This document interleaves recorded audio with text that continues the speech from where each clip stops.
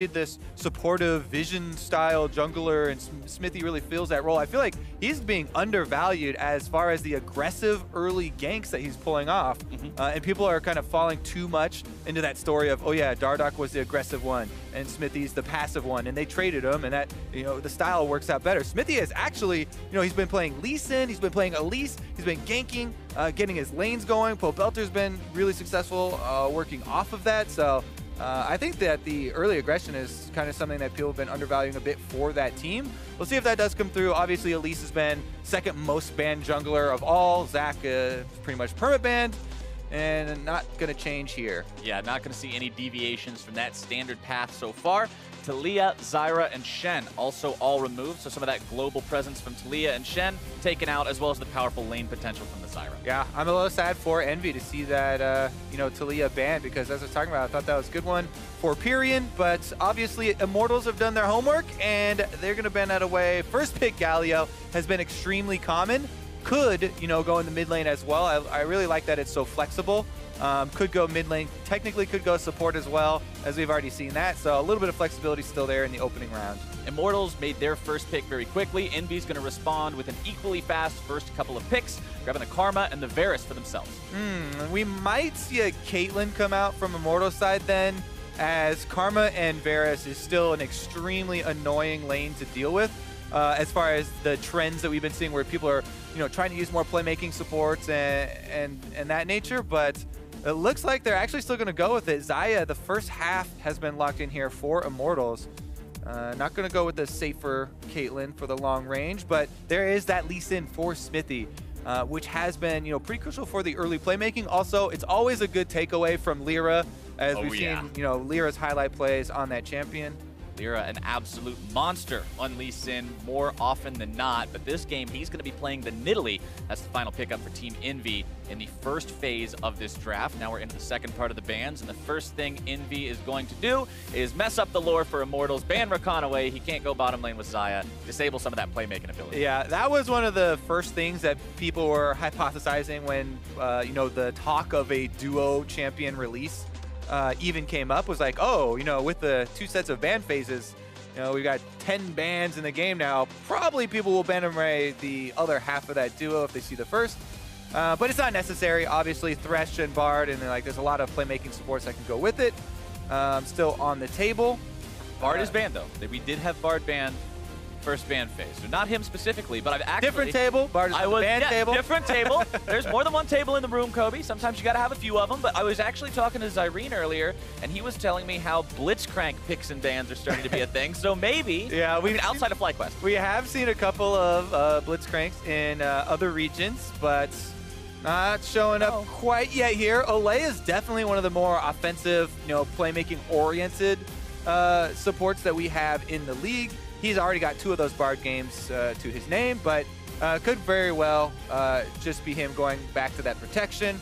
Lulu has made it through, even though Karma was taken away, so that's definitely an option if they want to go a little bit safer. But anytime you see Xayah, you like to see you know, a little bit more playmaking. Meanwhile, though, I kind of want to go back to LirA's pick of Nidalee, because it's such a rare pick.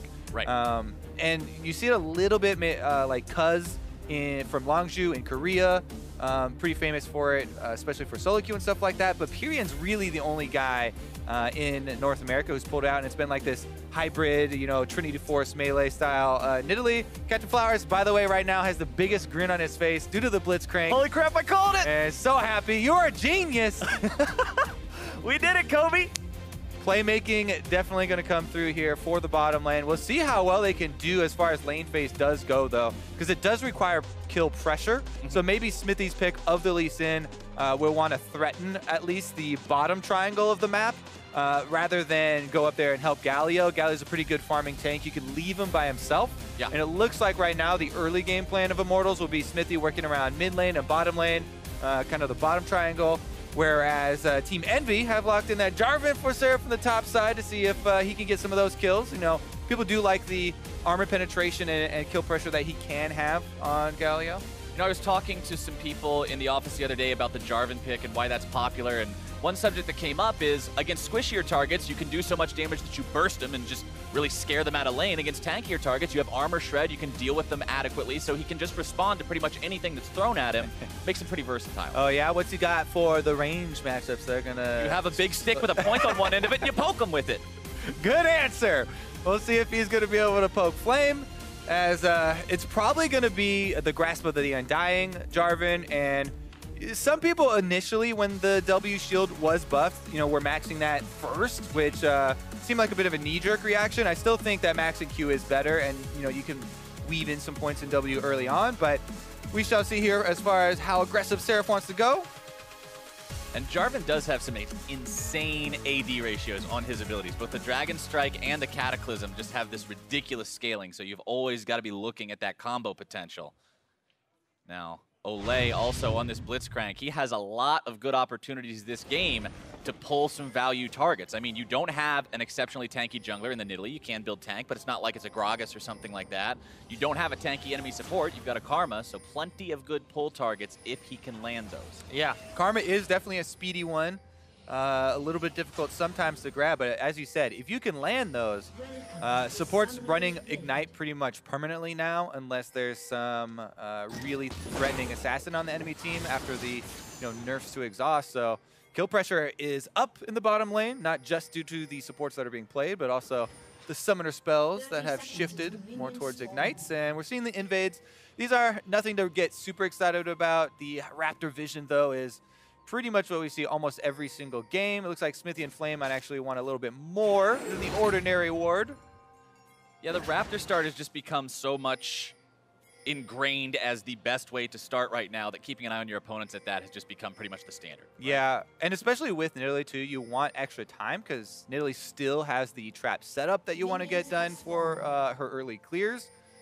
And they were not able to delay too many of those. LirA should be fine as far as his Raptor stat right now. I believe he's got his 4. Yep, you just want to get those 4 down, and then he'll pop the next one onto the main.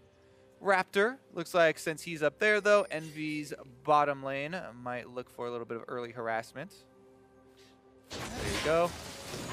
Nothing too crazy. The EnVy bottom lane does hang around that Tri-Brush just in case, but considering Olleh and Cody aren't going to be walking near that, they decided to just head back to make sure they don't lose any of that presence in the lane towards the wave early on. Xmithie starting off with the red. Lee Sin's one of those junglers that doesn't have the best time starting at Raptor. It's actually a pretty common start for him to start at Raptor, so this makes me think that Xmithie has a plan in mind, starting off with his red. Maybe he'll go for the early level 3 double buff. And it looks like he's just going red to blue right now, so it might even be earlier than that, as you know, Jarvan, it is a good matchup into Galio early on, and he can be aggressive. Whoa. But if you're aggressive that early on, holy moly, where are the EnVy fans? I have no idea, but if they're anywhere, they're not voting right now. 90% feel that Immortals is walking away with the win from this one now. I mean, we did talk about how EnVy spent the entirety of Spring Split at the bottom of the standings. So they have sort of a lot to prove to show that they are a competitive team. Plus, there's a lot of hype being generated around, Immortals after the trade. With Xmithie on top of Pobelter now, they are now fielding, those 2 CLG members that did win a championship. Pobelter going to be able to walk away from the Mantra Q there. Level 2 Karma gank. You don't normally expect that one, but it doesn't do a whole lot of damage to Pobelter. And I was about to say, it's one thing to go for a roaming gank if you pushed out and went for it back, but top lane... turret dive! First blood over to Immortals. Xmithie, that pathing you were talking about. Again, Xmithie. Oh, here we go, the pull! Oh, meanwhile, bottom side, Ignite onto Hakuho. They're forcing him to run away. Olleh flashing after. The root going to be coming down. The auto attack's flying out. The heal is popped. Can they get him? Not quite yet. Apollo now trying to turn this one on its head. Cody Sun going to be forced to run, trying to get away, but it's not going to be happening today. Hakuho and Apollo now seeing if they can make it too, and Apollo steps right in front of that pull. Olleh trying to get himself away, but Immortals oversteps their boundaries and are punished by the EnVy bottom. Oh, so much action, and the EnVy bottom lane just relies on the kiting strength right there. Apollo and Hakuho able to dish it out as they're running away. All the damage they focus onto Cody Sun because Blitzcrank's threat is not big after his pull is down. So they immediately focus on the AD carry to take away the only threat that was there. That flash from Seraph was Question mark ping worthy. That's Maybe he was thinking the Q was already coming out and he was going to flash the Sonic Wave? I always try and, look from their perspective and try to figure out what the plan was there, Right, but I cannot see that one. No. As he flashed from one side of the taunt into the other side of the taunt. And you're flashing hoping that your opponent is bad enough to cast the Q too early. Yeah, I guess. Well, anyways, Flame was able to get that taunt off, and the thing that we wanted to highlight, though, Xmithie and his early plays. I feel like he's been underrated for them. He's pulling them off consistently, and he was able to get that kill down before the bottom lane died. So Immortals did get first blood bonus. Meanwhile, LirA's going for the invade, and he's got a level up. LirA is on the prowl. This Nidalee double buffed up, very strong. Backing himself away now, doesn't want to go any deeper, even though Hakuho's here just to make sure he doesn't get in too much trouble trying to flex muscles like this. Yeah, it's going to continue on with his counter jungle, though. Nidalee with the level lead here. Very, very threatening. Huge amount of chase potential there. And look at the wards. They're just lighting up the Immortals red quadrant jungle here. So Xmithie, anytime he visits that bottom triangle, as we were kind of predicting was their opening game plan, it's going to be telegraphed. So I like EnVy kind of cutting that off. And now they're going for a little bit more in the bottom lane. See if they might be able to find Cody, but instead a downtown pull into the root. Olleh makes it a 1-for-1. And he does go down, but he increases his hook accuracy right there. And I feel like that was worth it. Blitzcrank grabs himself a kill. Unlucky, people sometimes say these things, but Seraph is going to be able to, delay his death. Yeah, just a little bit. Xmithie, very nice display of patience there, holding that resonating strike until Seraph pops the flag and drag. Yeah, I really do like that adaptation, though. Xmithie, he gets chased out of his bottom quadrant, so he immediately goes back to his strong side and just picks on Seraph. Meanwhile, this is what happened down bottom. Obviously, Olleh was able to get his hook. And the bad thing here for the bottom lane is that the wave was pushing away from their turret at that time. So while it is a 1-for-1 trade, it means that there are no more CS coming through for the AD carry, and you can start to see, Cody Sun is feeling that discrepancy a little bit. Meanwhile, top lane, and Xmithie's focus up there, just camping that top lane, making Seraph pay for everything he said about North American solo queue. It has resulted in their first turret. Getting vengeance for fast comments. Immortals taking that first turret down means they're up about 1,000 gold here, slightly before the 7-minute mark, but we're actually having a pretty bloody game so far. Both sides having 3 kills each as 6 minutes into the match. Both sides trying to be as proactive as possible, not willing to just sit back and let this game happen. And you mentioned how EnVy's thing was always they played a good early game. It just fell apart in the mid game. And Immortals, even in week number 1, in their victory over TSM, which no one expected, with TSM coming back, having double lift in the roster again, a lot of people were seeing that as a #1 team. Then Immortals takes them down. It's because they just outplayed them. They looked like a better team. Yeah, the playmaking is definitely still staying true for Immortals. The other thing that we're looking for from them is, all this praise that's going over to Xmithie and his, great game sense. This is going to be a good test of that because if, as you're saying, people are used to getting those mid lane advantages over EnVy and using those mid game objective trades, Immortals should look to do a very similar thing. They already have the turret lead. And now they're trying to protect their bottom side while Flame is up top. No teleport available and out of range for that Galio ultimate. Seraph is going to go answer it, though. So the threat of EnVy trying to make a 5v4 happen on the bottom side seems to be outlived here. I mean, Seraph's got a potion, a sword, and a call in his inventory. So he's not exactly a big threat anywhere just yet. Kind of walking around with a hodgepodge assortment of items there. Flame, he doesn't have anything completed yet either, but it looks at least a little bit more clean. And he is Galio, right? Tanks come with a pretty high baseline of effectiveness as far as the early game teleports come. And now he's even got room to roam here, clearing out some wards. Anytime he does roam halfway down this jungle, by the way, red buff is in range of Galio ulting to the mid lane at least. So you always have to keep your mind on that. And again, if you're focusing top side, you want to use that side to pick out a little bit of the jungle resources. That's going to be a tall order, though. The defense coming in from EnVy as Immortals brings multiple bodies up here to maybe contest this. Everybody thinking about it. Flame drawing it back into the brush again. Xmithie and Pobelter as well. Spear comes in, ball comes in.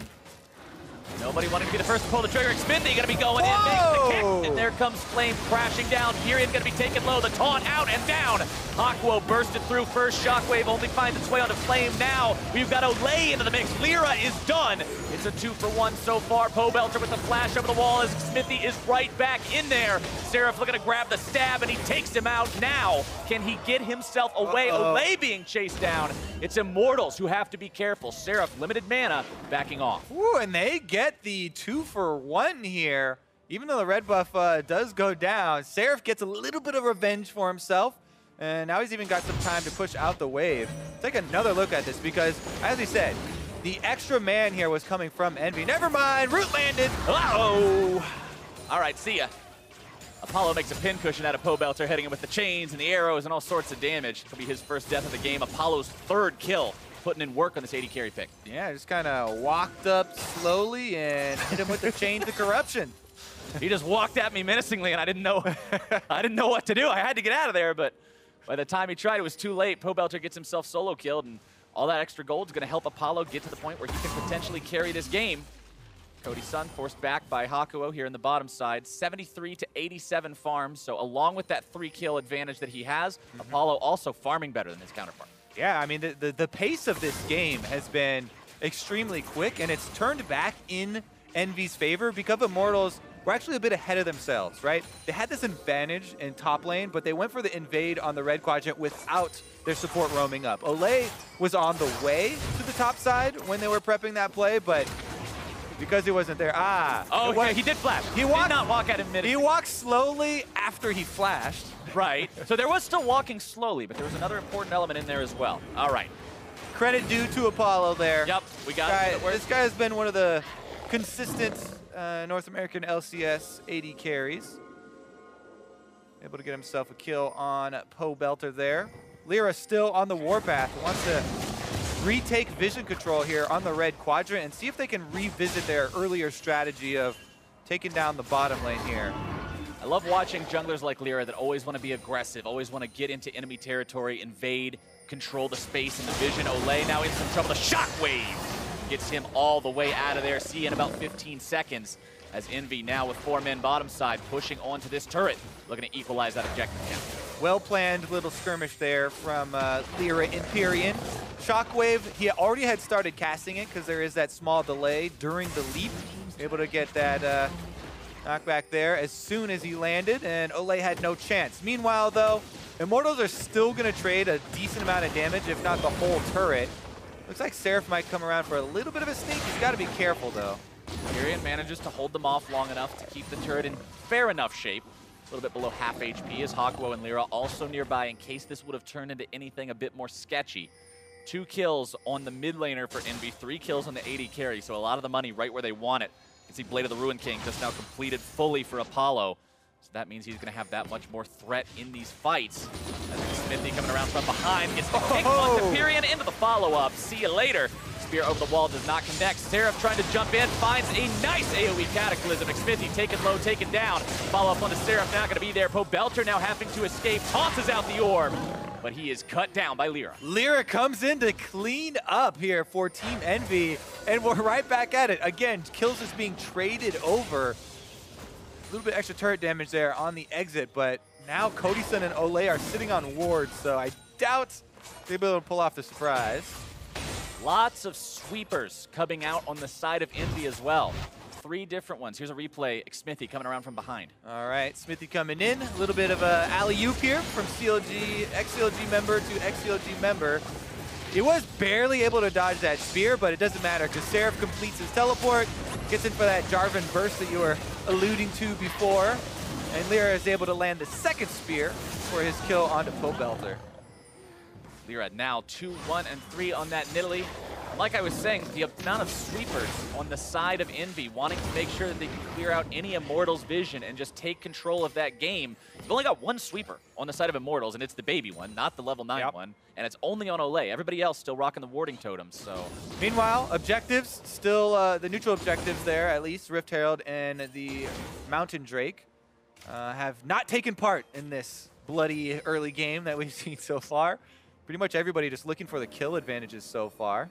And look at that. That control ward doesn't actually see that EnVy ward in that river brush because they're on opposite ends of the brush. That's why almost always you'll see people ward the mid 70% of that mid lane brush right there, because the range of the wards was reduced when they were changed from pink wards to control wards, but Xmithie walks into a trap! Xmithie finding himself in a 1v3 situation that he's not getting out of anytime soon. Activated! Seraph taking the kill credit, and that was highly unlucky for Xmithie. Yeah, this upper red quadrant of the jungle has been a bit of a catch there for Immortals and Xmithie specifically. Some extra kills going over, and EnVy are starting to pull away. Olleh just camping out on this ward that he has no idea is there. Now he's going to have an idea. All right, now he probably realizes something is up. LirA moves in. That's going to go bye-bye. EnVy maintains that vision control. 2,000 gold lead for these guys 15 minutes in. Still no Rift Heralds, still no Drakes. Man, it's actually kind of impressive that EnVy, even though they got behind versus this team that has the Galio, that had the Galio ahead, they didn't give away any cross-map pressure. They were able to defend their own jungle multiple times, get counter kills off of all of Immortals' aggressive moves, and now they're picking up the Mountain Drake that they've spent, maybe a good 5 minutes of warding so far in the game in this area, and finally it is able to take its toll on top of this gold lead. This is kind of your classic EnVy that you're remembering from Spring Split. But also, Spring Split EnVy, a lot of games, Kobe, look good at 15 minutes. Let's see what they look like come 20 minutes, 22 minutes, 25 minutes. That's when the worry factor started coming in for EnVy, when they started having those difficulties as we got into the mid-game. If they can hold on to that, shore up those weaknesses, then they can truly evolve as a team in Summer. But Immortals looking to not allow that to happen as they nearly secure the Rift Herald for themselves. Just a little bit more damage will do it. We'll have to see how they can use that successfully, because we didn't see a great use of Rift Herald in the previous series, in the first game.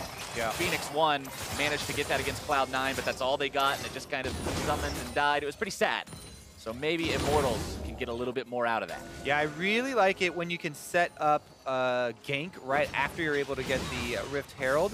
Top side, though, is the focus from Team EnVy, as Immortals are looking like they're not even really sending extra members to get into position. Pobelter is walking around through their own jungle, but EnVy have to watch out for a Galio backed up initiation. We saw a little bit of a preview of it, where Xmithie went for the little insect play inside the jungle, and Galio ult was on top of him to try and make it more threatening, but that is the type of play they're looking for. One ultimate down as Apollo threw out his Chains of Corruption. Galio is so strong when you have a diver on your team. Somebody like AHri who goes into the back line, Galio can make that person way, way harder to kill and jump in there and help him disrupt. It can be a ballistic missile into the back lines, which is very, very difficult to deal with. Yeah, you just need multiple parts, right, working with them. Either the AHri or the Lee Sin. In addition, if you make the call to go for that play after a Blitzcrank hook lands, then you're guaranteed commitment into that sort of fight. And that's the sort of thing that Immortals are looking for. They're trying to get vision right now to get that play off of the ground. Both top laners do have their teleports, though, and Seraph has caught up quite well, as we were saying. Black Cleaver's completed, so that gives him that armor shred at least that you're looking for, and he still definitely does threaten the back line. Yep, Black Cleaver with the Tiamat, pretty standard bruiser stuff in the top lane to start off with. Probably going to see that Tiamat completed into a Titanic Hydra before too long. Means he'll be tanky enough to survive a little while in the team fights while also still dealing plenty of that damage. Pobelter pushing down the top side, 170 farm and a kill on this AHri. Morello Namicon completed as the first item. See the Aether Wisp in the inventory. This would be a prime opportunity to start the Rift Herald up at a secondary turret, because you don't want to waste it on one that's very low like that. Rift Herald damages himself when he goes for a charge. So you don't want to lose health going for a low turret that you can finish off by your own hands. Unless, you're one of those hands-off people, too good to take down the turret. Take care of it, yeah. You got people for that sort of thing. Rift Herald is the turret-killing butler. Seraph, though, down on the bottom side, taking a little bit of a hit. Yeah, Flame took some damage back as well, but Seraph doesn't really have anything to resist Flame's damage. I mean, there's no magic resistance on this guy, so even if he is shredding through some of the armor of Flame, Flame's still going to have more armor than Seraph will MR, so not the best trades to take. Not as bad as they were, still favoring Flame. Oh. Hollow finds himself found out by Pobelter, trying to flash away, outplay the charm, the damage comes through. Apollo makes the outplay. And he flashed away after the auto attack was already in the air. Second time that Apollo takes down Pobelter 1 versus 1. I mean, we talk about him being kind of this consistent North American LCS AD carry, but he is the carry here for Envy right now, creating solo plays as Varus. Also going to be their team fight damage source later on. Let's look at how the bottom half of the map play went off, though. Olleh flash closer to the knockup. That feels bad, trying to flash away from him, but you still get thrown up into the air. Can't flash into a line on top of his body. Oh, you gotta try to flash away from that incoming line. It didn't work out well for Olleh. That's his 4th death this game on the Blitzcrank. That pick not paying dividends so far. The Rift Herald now summoned, likely just because he was about to time out, so they're gonna drop him. Where the heck did he go? Okay, they dropped him off in the woods. He meandered his way down to bottom lane. Slow, working on minions first. All right, they're gonna have him collide into that turret after a while. Yeah, so what they want to do is now that they summon him on the bottom side, make a play on the top side of the map. So they at least want to pull Team Envy apart and make them decide, you know, are they going to answer this 5v5 or are they going to actually have someone go clean the Rift Herald? All right, good pull, but sadly no follow-up. As of right now, they've decided to send Pirean to go deal with that Rift Herald. So everybody else is on wave clear duty, and it's actually not that bad of an issue unless someone else does get pulled by the Blitzcrank. Immortals still looking for something here. LirA trying to clear out some of that vision, use those sweepers we talked about earlier. Hakuho hanging around to shield anybody that might get pulled. Rift Herald is still healthy, so they could actually go protect him. Slow pushed it all the way up, and Cody Sun is going to try and ensure that Rift Herald is able to get her work done. Here comes the suicide charge. Damn, that does a lot of damage. Uh-oh. In some trouble, though. Xmithie trying to come around from behind. Instead, he's going to be stopped. LirA and Pirean now looking to collapse, punish this a little bit. The damage comes through. Seraph's able to make the dunk, and now can they find even more? I think they might. Seraph going to be taunted up, locked down, Virgin Flow, but instead it's Immortals, whose health bars rapidly find themselves deleted off the face of the earth, and it's 4-0. Team Envy coming out with a big win in that fight. And because they killed 4 members, that's a pretty easy Baron call for them as well. Apollo is just cleaning house on this Varus. Xmithie went for another aggressive play here, but because so many mid laners are picking up early Banshee's Veil now, since it's a low-cost spell shield, really important for that mid lane. Pirean, even though he's extended, not only does he survive the bottom lane play, they turn it around and they reap the rewards. That reward is Baron Nashor himself, 22 minutes into the game. I said we had to check back with Envy once we got past 20 minutes, see what they were doing, and they look fantastic right now, Kobe. Stealing away the enemy blue buff as well, getting that on LirA means along with the Baron up push, you're going to have infinite spheres coming at you. Things are dire for Immortals. Definitely true, and a lot of it has come from Envy actually punishing Xmithie's aggression. So maybe you need to temper that a little bit. Here's this play that he's going for. He tries to take off the spell shield, and then he was going to go for a flash kick, but it takes too long, and he took too much damage doing it, so he's pretty much dead at the very beginning of the fight. And from that point, 5v4 plus a bad situation, Apollo just gets the rain down damage from the other side of this wall. Huge combo from Envy. Seraph doesn't even end up going down, being the point man there. So Envy, very clean counter initiation and a huge punish again onto Immortals. They really can't afford any more of those. That was a very big swing. It might be past the point of no return right now when you're looking at a 6,000 gold difference 23 minutes in, and your opponents have Baron on 5 members. Very, very difficult to deal with. But now we've got to keep eyes on Envy and see what exactly they do with the remaining 2 minutes or so of Baron. You want to see that translated into objectives, translated into something more. Because usually, unless you're trying to bash your heads into that inhibitor wall, if there are outer turrets or even tier 2 turrets standing, you can take them off pretty easily. Oh, Apollo nailed him! Onto Pobelter again. Hakuho staying in range to get the root. Apollo, one more attack will do it. He doesn't find that kill, but he has got Pobelter's number this game. Apollo is a benevolent god, lets him go, but now he gets kicked in! Now he's knocked back into enemy hands, shut down by Olleh. The rest of Envy having to retreat here. as Immortals will hold the line. That flash is barely not on cooldown there for Apollo. A few more seconds he would have needed, and Xmithie does find his target this time around, getting them the kill. They still lost the turret, though. Yeah, they do lose the turret. They don't completely hold the line. They don't get their base destroyed, but they do lose objectives to their opponents despite grabbing a kill. Not the best trade for Immortals. Take out the enemy AD carry, lose two turrets. Now LirA looking to finish what was started earlier. Another spear coming out. Good accuracy there. The charm, though. Outplayed. Pobelter with the shutdown.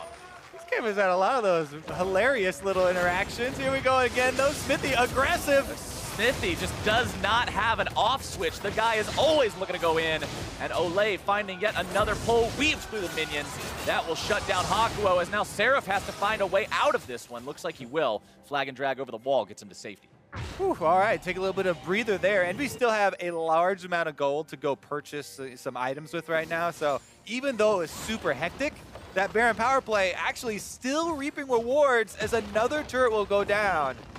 And they get even more gold off of that earlier play. So Immortals, even though there's still signs of life and it looks like, oh, they're still fighting back and there's a lot of, action, it's getting pretty rough, as you were talking about before. Here, let's take a look at these spears. As Pobelter, he does get hit by this one, but he saves his charm right there. Oh my goodness, after LirA flashed. And that's something that you can't charm that after he flashed. He had the charm animation beginning, and LirA flashed right into it. Yeah. So tough break there. From Pobelter, landing that exactly where he needed to land it to make the outplay. Now 2 and 3 instead of the 1 and 4 he would have been if LirA was able to make that dive happen. Luden's Echo also means he has that much more movement speed and burst power when he does get into these fights. So if he can find himself one good team fight, he could become a huge threat very quickly. Could be. Pobelter definitely looking for some pickoffs here, and Immortals are setting up a little bit of fog of war for themselves. Control wards and sweepers are coming out. They're trying to open up a space for a possible, pickoff and kill for the assassin. Doesn't look like EnVy will be lured into it, as maybe it is a Seraph target here. Pobelter coming around bottom side, looking for Seraph. Olleh as well. Seraph, remember, magic resistance, still none in his arsenal. Charm hits him, but now the rest of EnVy has made their way down to the fight. Immortals being cautious about this, not wanting to chase down the one tanky person on EnVy, instead opting to back away as EnVy moves themselves in towards that river. Yeah, definitely a good sign that you see a little bit of restraint there from Immortals, going all in on trying to pick off the tank while the rest of the team is trailing. Definitely backfire. It actually just likes some more time to farm anyway, so calming this game down a little bit would be decent for them. No Essence Reaver on the Xayah this game. Previous games, you usually see a lot of people building that Essence Reaver on her first. Cody Sun opting for the Infinity Edge instead, meaning he won't have the cooldown potential that the Essence Reaver offers, but the damage is going to be that much more extreme if he can get those big crits in the team fights, and we know what late game Xayah damage output can look like. Plus, he really does have to worry about not only the mid laner, obviously, is, Orianna's always a threat, and Pirean's doing decently well, but Pirean on the Nidalee is definitely a threat, and he's looking to dive because he just finished his Zhonya's, and this is a full AP Nidalee. So Hex Drinker pickup there from Cody Sun adds a little bit more safety on top of the ultimate. Can't always just rely on your ultimate being able to dodge things, so does have that extra small little shield. Yeah, sometimes you do see the Nidalee builds go with something like an Iceborne Gauntlet or just a couple more tanky options, but not LirA. He wants to make sure that those spears are going to be chunking people from start to finish. Yeah. Well, LirA himself was the one who was doing like Trinity Force in spring, and he's been all over the place. This time around, though, definitely hugely threatening as far as if he lands those spears. Now Immortals still down 6,500 gold. You've got Infernal Drake coming up in a minute. You've got Baron in 45 seconds. EnVy, for a team that has that kind of a gold lead, Kobe, doesn't look like a team that has that kind of a gold lead. They seem to be happy just hanging out, farming up, and waiting for one of these objectives to fight over. Well, they're trying to clear out that vision. Some respect being paid to the Blitzcrank and AHri possible pick. So it looks like they're now calling for the play, and he nails another one. And a corruption again from maximum distance. Apollo finds his way to Cody Sun, whose ultimate is forced out. Seraph now trying to find the opportunity to get in there, maybe dunk someone. The charms and the disengage from Immortals will be enough to get them out of danger for now. But with Baron spawning in 10 seconds and Cody having no ultimate, this is a fight that Envy may want to force. That was actually really good frontlining from Flame there. You can see exactly what Seraph wants to go for is all-inning on the backline to get the combo with the Shockwave. He's mostly looking to deliver the ball there from Pirean, but Flame cuts him off, gets the taunt, doesn't allow him to get anywhere near the backline so that Envy can't pull off their little combo. I don't know. Everybody's really, really cautious right now, Kobe. It's just a dance back and forth. A couple steps into the wrong way from either side could be the start of this fight. LirA showing his face, showing a spear. Not going to be doing anything else. Pobelter eats the first bit of damage. Piercing arrow finds its way into him, chunked down by about half. Envy's not going to do anything more than that. Happy just backing out, using those shields from Karma to make sure that nobody's in explicit danger. Infernal Drake is also up. So the option for Immortals to actually just defend if the... Oh, never mind. They're just sticking around here in the mid lane, throwing skill shots at each other. This is a sideways ARAM. You're not even going towards your own base. You're going towards the different halves of the river in an ARAM, but now Envy has decided to pull the trigger, rush down the Baron, and they are doing it real fast. I mean, it's a double Mountain Drake, so like you have to make the call so early if you want to even try for the Infernal. Now that they're going for the Infernal after they heard the Baron call, they're going to burn it down, but Immortals, Envy are happy to use this Baron buff to come for a push. Look at the bottom inhibitor turret for Immortals right now. It's almost dead, and the minions are moving up that way. So right now, Team Envy are pushing up mid, and they can easily rotate down there to open up the base. A lot of times you don't like giving away an Infernal Drake in a game, but Envy seem to be content with giving away that one in exchange for the pressure that they got around the map as well as the Baron. Now it seems like everyone's backing off at the same time, regrouping, buying, making sure they're ready to maybe have a base-breaking push here. There are still tier 2s up in the top and middle lanes they'll have to get through, but that bottom lane, like you said, that's the vulnerable option here. Trying to push that wave out as quickly as possible because here come the Baroned up lines of minions. Envy should just 4-1 right now. They don't really need to have any more of a split than that. They've got Baron buff, and Seraph is relatively safe. He's got his own flash. He has his own teleports. So he's definitely a viable split pushing option here versus the Galio at this stage. Plenty of damage that he can actually threaten Flame pretty effectively. He's level 18 compared to 15 for Flame right now, which is pretty insane considering the early start that Seraph had. Remember that he does have that Black Cleaver, so all that armor that Flame is stacking, each point is just worth that much less in terms of gold efficiency compared to his opponent. Just makes it that much harder for him to be effective against Seraph in that split push. And I mean, Dragon Strike also has the armor shred on it, so Seraph's got plenty of ways to deal with Flame in that 1v1 situation. The rest of Envy just kind of happy setting up shop here in the jungle, blocking off those paths for rotation for Immortals, preventing them from moving back and forth between these lanes. Spear's going to keep coming out during the siege as well. Cody Sun has to be careful not to be too far forward. They force out the ultimate, they take down the tier 2 turret, and Envy continues pushing closer and closer to a win. All right, top lane's pushing. Oh, Olleh goes for it, but he doesn't find the pull, and now this could be a disaster for Immortals. As Envy re-engages, Xmithie into the backline, going to be chased away. Pobelter rooted up, blocked down, fading away. The Ignite is ticking, the heal is out, and they're able to grab the kill. A rampage for Seraph. Flame's going to be going down, a double for Seraph. 4 dead on the side of Immortals. Envy are kicking in the front door. That's it. They're going to win the game. Yeah, Baron buff on those minions means they can easily end this one. Envy coming out swinging. Seraph doesn't even care. He's got minions, but he's just going to eat a face full of turret all day long. He's got so many tank items, and Team Envy, 33 minutes in, take down Immortals in game number 1. That has got to feel good for this team, Kobe. Envy, we already said this was a team that was sitting at the bottom of the standings for the entirety of Spring Split. They come into Summer Split, it's week number 1. They're tied up, they're right in the middle of the pack, and then their first duty in week number 2 is to take down one of the top teams, one of the best looking teams after week number 1. It's like, oh man, can we actually do this? And apparently, answer's yes. Yeah, in game number 1. In game number 1. And the main thing for me is that they actually did a very good job of reacting to the pressure that Immortals are bringing, because Immortals, very, very heavy focus on that top lane. I mean, they gank Flame over and over. They were successful in killing him, plus taking that early turret. But Immortals, even though that is a Galio and has a possibility of, affecting the rest of the map, they're able to defend the subsequent invades from Immortals and had multiple good punishments on those invades. It wasn't just Envy playing very well, it was Immortals also having mistakes and Envy recognizing every single opportunity to go for giving them that punish, like you said, saying, look, this is a really bad play. We're going to make sure you don't get away with it. We're coming back into the game now. But we'll throw things over to the analysts from here to see what they make of that Envy win. Thank you very much. Yeah, it looks like Immortals green with Envy with the fact that this other team got a win. It lines up beautifully. All right, we're going to call it in to do it.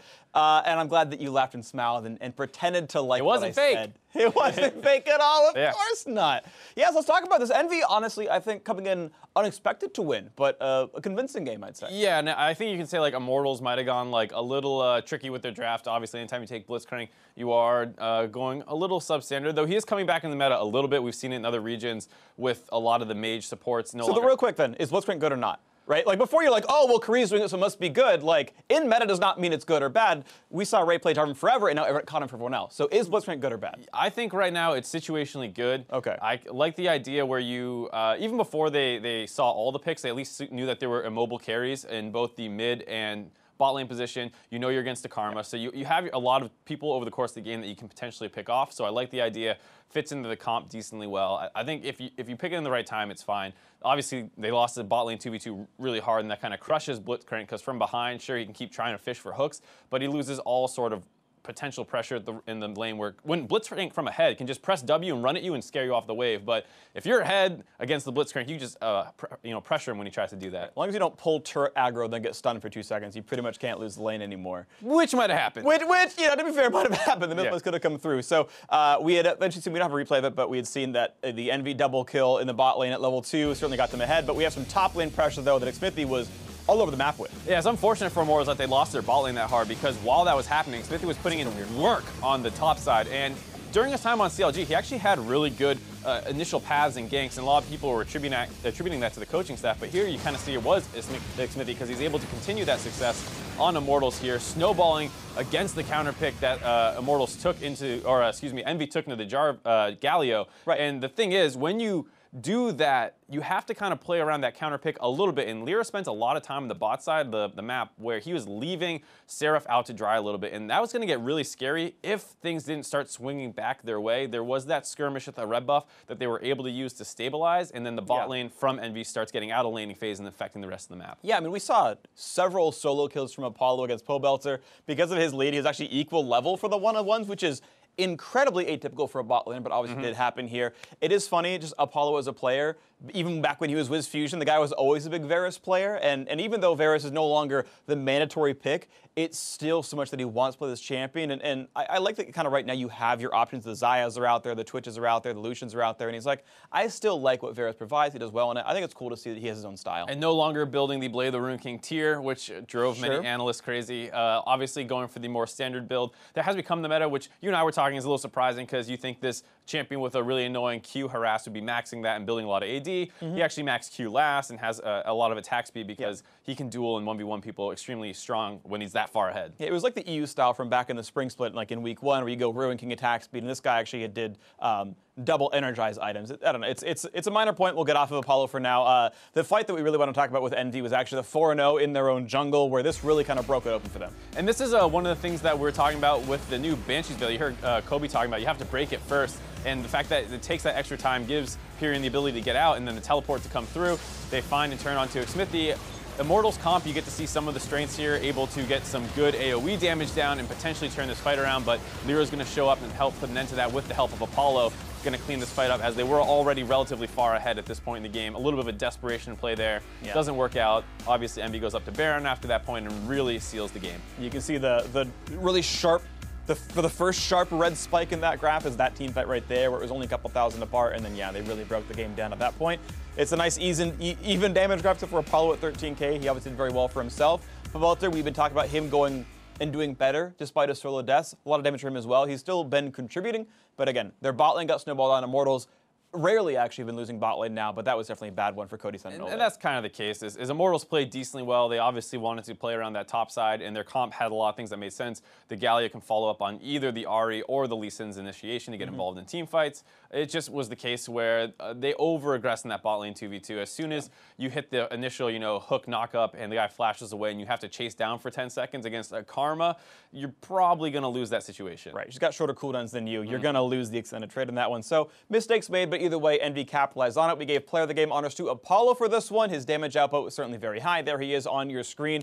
And I mean, it's just really awesome to see Team EnVy, who was in 10th place, one roster change, and they'd gotten a couple of good wins. Now they're up one game against a 2-0 team that we were kind of giving a nod for being a solid playoff team in Immortals, and EnVy continuing to rise. And that's the thing with EnVy, was that they had a ton of game 3s last season where they were so close to getting a number of wins, and it seems like all they really needed is that small upgrade in the mid lane position potentially to really put them over the edge. And even at the end of last season, Apollo was looking much better. He had some great games in the promotion tournament when they were defending their spot in the league. So he's kind of on the up and up. The whole team seems to be gelling better, and this could be one of those rosters that took a little bit longer than a single split to really figure out, but a lot of upside left. Certainly seems to be. And Pirean staying in the roster so far. I haven't heard about any subs coming in for him as well, so he's making that work so far. Now we're going to see if Immortals can even up the score when they return in Game 2 versus Team EnVy. Stay right here. More NA LCS after the break.